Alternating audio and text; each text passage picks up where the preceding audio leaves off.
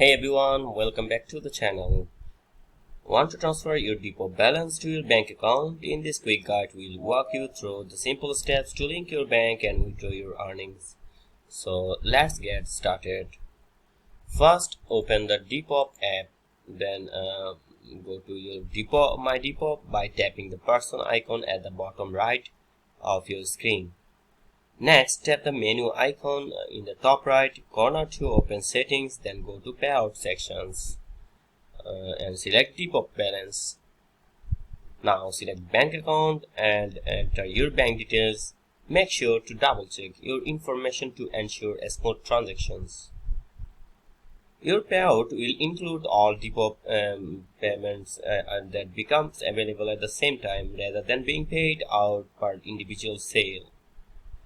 If you are unable to receive payout, verify your Depop payments account by uploading your ID in the Payments tab. This ensures your account meets Depop security requirements. And that's it.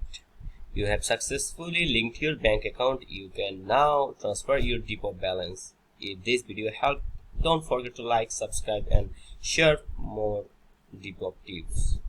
Thanks for watching.